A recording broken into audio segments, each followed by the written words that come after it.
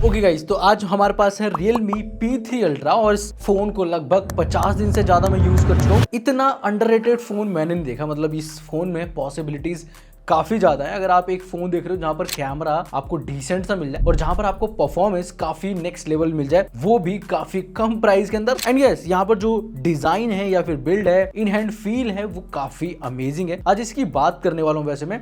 और बता दूं, ये वीडियो किसी भी तरीके से Realme के साथ कोलैब में नहीं है। जो भी मेरा ओवरव्यू या फिर एक्सपीरियंस है मेरा 50 दिनों के अंदर इस फोन के बारे में, वो मैं आप लोगों तक शेयर करूंगा। सबसे पहला ही पॉइंट जो कि नेगेटिव है इस फोन के बारे में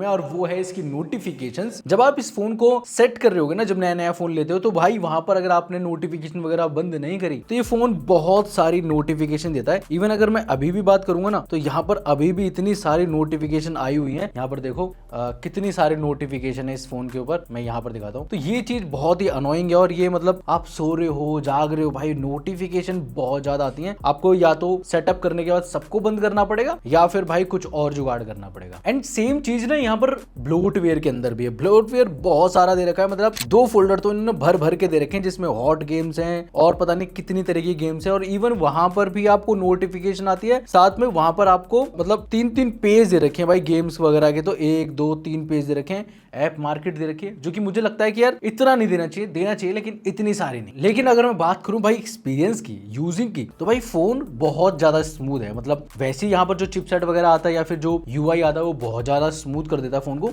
लेकिन उसके बाद भी अगर आप देखोगे ना, ऐप ओपन करने में जो एनिमेशंस आती हैं या फिर स्लाइड करने में, या फिर आप जब रिसेंट ऐप्स देख रहे हो उसको स्क्रॉल करते हो, तो वहां पर जो एनिमेशन आती है भाई क्या मक्खन चलता है। लेकिन फिर भी मुझे ऐसा लग रहा था कि फोन थोड़ा सा स्लो है। मतलब यहाँ पर अगर आप देखोगे ना, इसके डेवलपर मोड में एनिमेशन का जो स्केल होता है वो 1x आता है इसमें। तो उसको ना मैंने 0.5 कर दिया था डेवलपर मोड में जाके। और भाई उसके बाद से जो ये फोन पकड़ रहा है ना स्पीड, भाई बस ऐप पे क्लिक करो एकदम से फटाक से खुल जाता है। एनिमेशन मतलब और छोटे हो गए। जिन लोगों को एनिमेशन पसंद है वो रख सकते हैं उसी स्पीड को, लेकिन जिनको और फास्ट चाहिए ना फोन, भाई वो कर लो। सही बता रहा हूँ, एकदम एकदम बढ़िया तरीके से चलता है। कलर ऐसा लगता है थोड़ा थोड़ा फोन। अच्छा, जब एक्सपीरियंस की बात कर ही रहे हैं तो हैप्टिक्स की और बात कर लेते हैं, कैसा एक्सपीरियंस रहता है। यहाँ पर मेरे को लगा कि भाई जिस प्राइस के अंदर आ रहा है ना, शायद हैप्टिक्स उतने अच्छे नहीं मिलेंगे। लेकिन ओवर द पीरियड इतने दिनों में मैंने नोटिस करा कि हैप्टिक्स काफी जगह आते हैं। मतलब जब आप ऐप वगैरह स्क्रॉल करते हो वहां आते हैं, वॉल्यूम को अप डाउन करते हो फुल हो जाता है, वहां पर हैप्टिक्स आते हैं। गेम वगैरह खेल रहे हो वहां पर हैप्टिक्स आते हैं। टाइपिंग कर रहे हो वहां पर भी हैप्टिक्स आते हैं। इवन जब इसके फिंगरप्रिंट्स को या फिर इसके जो बटन वगैरह है उनको भी आप यूज कर रहे हो, तो वहां पर भी हैप्टिक्स आते हैं। और हैप्टिक्स की जो क्वालिटी है वो भी ठीक है। मतलब बहुत ज्यादा भी अच्छी नहीं है और बहुत ज्यादा बुरी भी नहीं है, एवरेज है। लेकिन आते बहुत जगह है, ये अच्छी बात। इसके बाद मैंने इसकी डिस्प्ले है ना, उसके अंदर बहुत सारे फीचर आते हैं। मतलब इसके अंदर एक्स्ट्रा ब्राइटनेस का फीचर आता है, डार्क मोड मैंने ऑन कर लिया था, स्क्रीन के जो कलर हैं वो मैंने सेट कर लिए थे, इमेज की जो शार्पनेस है वो मैंने सेट कर ली थी। इसके साथ साथ स्क्रीन का जो रेजोल्यूशन आता है, रिफ्रेश रेट आता है, सबको मैंने हाई पे कर लिया था, ताकि जो इसका एक्सपीरियंस है मैं वो ले पाऊं कि भाई अल्टीमेट जो एक्सपीरियंस है वो क्या मिलेगा। और यस, यहाँ पर अगर मैं बात करूँ फोटोज की या फिर यूट्यूब पे आप वीडियोस देखते हो या फिर कुछ भी कंटेंट देखते हो, भाई एक्सपीरियंस काफी नेक्स्ट लेवल आता है यहाँ। इसके अलावा फोन में कस्टमाइजेशन भी बहुत सारी भर भर के दे रखे हैं। मतलब अगर आप देखोगे ना, तो यहाँ पर जैसे आप सेटिंग्स वगैरह में जाओगे तो वहां पर आपको वॉलपेपर लगाने के फीचर बहुत सारे मिलते हैं। साथ में अगर आपको वहां पर AOD यानी कि ऑलवेज ऑन डिस्प्ले भी सेट करना है, तो उसके भी काफी सारे ऑप्शन दे रखे हैं। यहाँ पर आपको फिंगरप्रिंट्स के सारे ऑप्शन मिल जाते हैं। इवन आप वॉलपेपर में एक चीज और नोटिस करना कि नॉर्मल वॉलपेपर तो आप लगा ही सकते हो, साथ में वहां पर आपको डेप्थ इफेक्ट क्रिएट करने का ऑप्शन मिलता है, जो आईफोन वगैरह में देखने को मिलता है। मतलब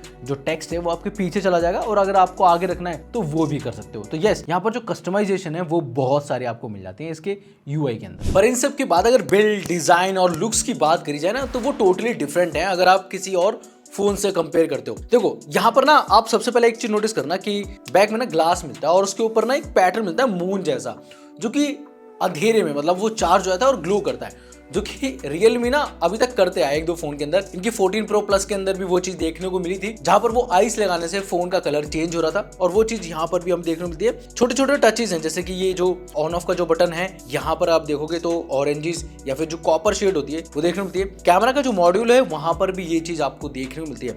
वहीं बात करूँ ये फोन ना, देखो छोटे फोन में तो गिना नहीं जाएगा, ये फोन एक अच्छे खासे बड़े फोन के अंदर गिना जाएगा। और चौड़ाई भी है जो इस फोन की वो थोड़ी सी ज्यादा है, तो यूज करने में यस थोड़ा सा बड़ा लगता है फोन। तो हर किसी के लिए नहीं है ये फोन, जिनके हाथ थोड़े से मतलब बड़े हैं या फिर जो हैंडल कर सकते हैं वन हैंड से, उनके लिए फोन है। बाकी जिनके हाथ छोटे हैं वो थोड़ा सा मतलब दो हाथ से यूज करेंगे तो एक्सपीरियंस ज्यादा बेटर रहता है। और जब मैं बात कर रहा हूँ ना बड़े होने की इस फोन की, तो डिस्प्ले की बात कर लेते हैं। यहाँ पर आपको एक बड़ी सी डिस्प्ले मिलती है जहां पर आपको ब्राइटनेस काफी अच्छी मिल जाती है। इंडोर हो आउटडोर हो ब्राइटनेस काफी सही थी। लेकिन एक चीज नोटिस करना, इसका जो फिंगरप्रिंट सेंसर है वो काफी नीचे है, मतलब बड़े फोन के हिसाब से मुझे लगता है कि थोड़ा सा ज्यादा नीचे ही रखा है। जब इतने बड़ा साइज का फोन होता है तो आई थिंक यहाँ कहीं बीच में होना चाहिए, तो थोड़ा सा यूजर फ्रेंडली होता है, यूज करने में आसानी होती है। बाकी यहाँ पर ना हमने कंटेंट वगैरह देखा भाई, मेरे को तो कोई प्रॉब्लम लगी नहीं। बाकी अगर आप इसी बजट के अंदर कंपेयर करो ना, जैसे कि हमने इसका कंपैरिजन किया था मोटो के H60 Pro के साथ, तो वहां पर जो ब्राइटनेस थी ना उस फोन की ज्यादा लगी थी मुझे। तो हाँ, HBM के मामले में ये कहीं पीछे रहता है, लेकिन इंडोर वगैरह में नॉर्मली आप यूज करें तो कोई दिक्कत नहीं है, आउटडोर में भी कोई दिक्कत नहीं है। लेकिन कहीं कहीं यहाँ पर जो ब्राइटनेस है वो थोड़ी सी कम लग सकती है अगर आप कंपेयर कर रहे हो दूसरे फोन के साथ। इवन यहाँ पर ना ड्यूल स्टीरियो स्पीकर आते हैं और ऊपर की तरफ ना आपको IR ब्लास्टर भी मिलता है। और यहाँ पर आप एक चीज और की ऑडियो काफी सही है, लेकिन यहाँ पर कोई डॉल्बी एटमॉस जैसी ब्रांडिंग वगैरह नहीं है, तो थोड़ा सा इनहेंसमेंट आपको दूसरे फोन में ज्यादा लग सकता है जिनके अंदर वो डॉल्बी एटमॉस लिखा आता है। बाकी ऑडियो ठीक है, लाउड है और क्रिस्प भी है। अब बात करते हैं परफॉर्मेंस की। देखो ये P3 ultra, P for performance, और ये 3 वर्जन है इनका, और उसमें भी अल्ट्रा सीरीज है। तो भाई यहाँ पर मतलब तगड़ा ही चिपसेट देखने को मिलेगा, और वो है भी, क्योंकि यहाँ पर आपको Dimensity 8350 मिलता है, जिसके साथ आपको LPDDR5X रैम, UFS 3.1। और मैंने ना ये सारी चीजें पहले ही टेस्ट कर दी थी, लेकिन फिर भी एक्सपीरियंस बता रहा हूँ। देखो स्कोर्स वगैरह पे नजर मारोगे तो भाई बहुत ही तगड़े स्कोर आते हैं, यहाँ पर मैंने डाल भी दिए हैं। और अगर आप वैसे देख रहे हो ना कि गेमिंग पर्सपेक्टिव से या फिर डेली रूटीन के जो काम है वो हो जाएंगे नहीं हो जाएंगे, एडिटिंग करनी है या फिर कुछ और भी है तुम्हारा जो काम है, या मल्टीटास्किंग करनी है, तो भाई मैंने एक चीज नोटिस करी कि फोन में कोई भी हैंग या फिर लैग या फिर आप मल्टीटास्किंग कर रहे हो तो कोई प्रॉब्लम नहीं आती है। इवन जब आप गेम वगैरह खेल रहे हो ना, तो यहाँ पर आपको 90 FPS का ऑप्शन आता है। BGMI की बात कर रहा हूँ स्पेशली, कंटिन्यूसली आप आराम से खेल सकते हो, कोई भी प्रॉब्लम नहीं है। बाकी डेली रूटीन के जो वर्क है वो भी आप आराम से इसमें कर सकते हो, मुझे ऐसा कोई इशू नहीं लगा। बाकी इसकी जो रैम मैनेजमेंट है वो काफी सही है। यहाँ पर आपको रिसेंट एप्स के अंदर वो सारी चीजें ओपन रहती हैं, आप स्विच कर सकते हो, मतलब रिसेंट में जाके आप जो ओपन करते हो ना वो रह जाता है इसकी मेमोरी के अंदर। कैमरा इस फोन का वीक पार्ट हो सकता है, लेकिन वीकेस्ट नहीं है,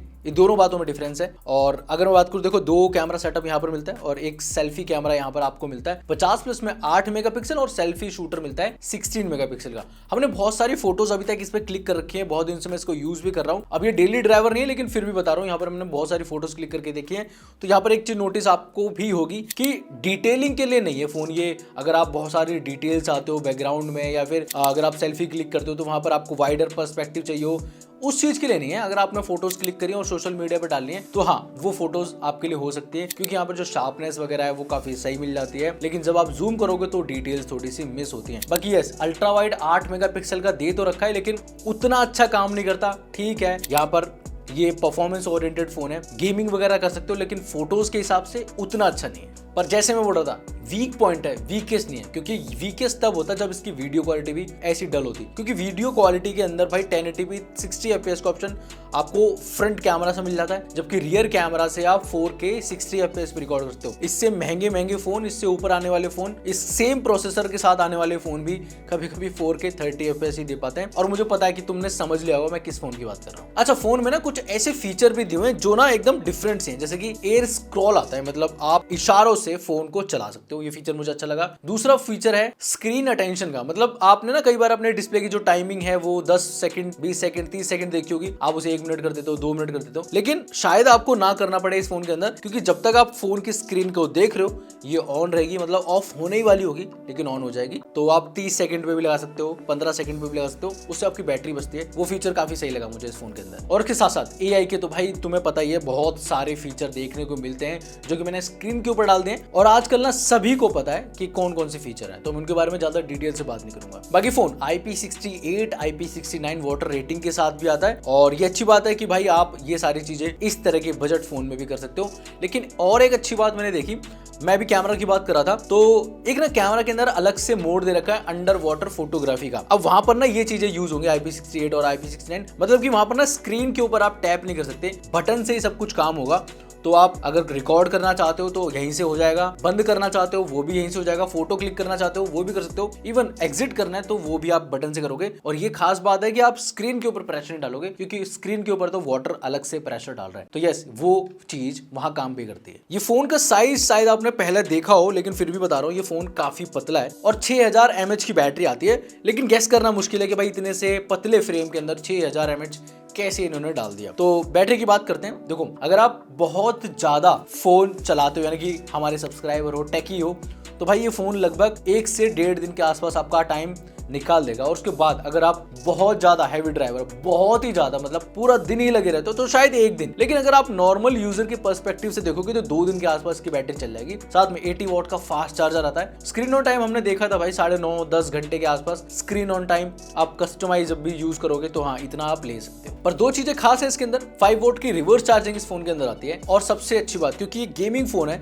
या फिर गेमर्स के लिए फोन है, तो यहाँ पर आपको एक बाईपास चार्जिंग का ऑप्शन भी दिया हुआ है। मतलब आपकी बैटरी 10% है, आप इसमें लगाते हो और गेमिंग करना चाहते हो, तो होता क्या है, फोन गर्म होने लगता है। लेकिन बाईपास चार्जिंग क्या करता है, उस चार्जिंग पे ही फोन चलेगा, गेम चलेगी, आपकी जो बैटरी है वो स्टिल रहेगी 10%, लेकिन फोन हीट नहीं होगा। ये अच्छी चीज है। अब मैंने सारी चीजें बहुत स्लोली बताई इस वीडियो के अंदर। शायद हो सकता है ये वीडियो अगर यहाँ तक देख रहे हो आपको नींद आने लग जाए, क्योंकि मैंने बहुत ही आराम से इस वीडियो को कवर करने की कोशिश करी। हो सकता था मैं इस वीडियो को थोड़ा और फास्ट कर सकता था, लेकिन फिर भी यहाँ तक अगर आ गए और कंक्लूजन मुझसे पूछते हो कि भाई फोन में क्या चीज बहुत बढ़िया है और क्या चीज मतलब नेग्लेक्ट की जा सकती है, तो चलो बताता हूँ। सबसे बढ़िया चीज है परफॉर्मेंस। यस, यहाँ पर आपको अच्छे स्कोर्स तो मिलते हैं। गेमिंग आप अच्छी कर सकते हो, डेली रूटीन के जितने भी काम है वो बहुत अच्छी तरीके से कर सकते हो। डिजाइन थोड़ी रिफ्रेशिंग सी है, न्यू सी है। 2-4 दिन आप इस पे टशन जरूर मारोगे, उसके बाद कवर ही लगाना है। गेमिंग जैसे अच्छी कर सकते हो, उसके साथ साथ यहाँ पर हीटिंग का इशू नहीं है। ये अच्छी बात है, क्योंकि फोन में ज्यादातर में भाई गेमिंग तो अच्छी हो जाती है, लेकिन हीटिंग का इशू साथ लेके आता है उसका प्रोसेसर।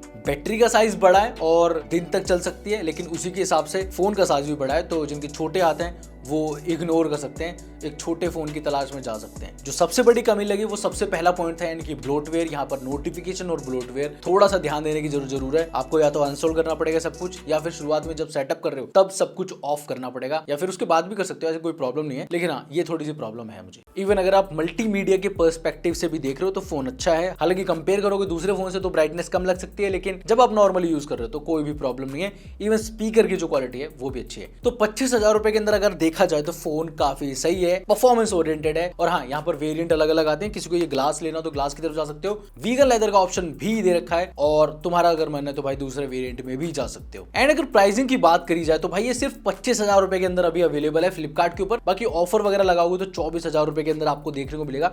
चाहे ये वाला वेरिएंट लो, चाहे वीगन लेदर वाला वेरिएंट लो, या फिर कलर दूसरा भी ले सकते हो। तो 25,000 रुपए के अंदर या फिर 24,000 रुपए के अंदर एक बेस्ट परफॉर्मेंस फोन आपके सामने, जहां पर आपको डिसेंट से कैमरा मिलेगा। बाकी अच्छी चीजें और बुरी चीजें मैंने आपको सारी बता दी। ये वीडियो मैं यहीं पर खत्म कर रहा हूं। आपको ये वीडियो कैसी लगी, स्लो लगी, फास्ट लगी, या फिर हमें कुछ और इंप्रूवमेंट करने की जरूरत है, तो भाई कमेंट बॉक्स में जरूर टाइप कर देना। वीडियो को पहली बार देख रहे थे, सब्सक्राइब अभी तक नहीं करा है, सब्सक्राइब कर लो। और ऐसी वीडियोस की और आपको जानकारी मिल जाए तो बेल नोटिफिकेशन को भी ऑन कर लो।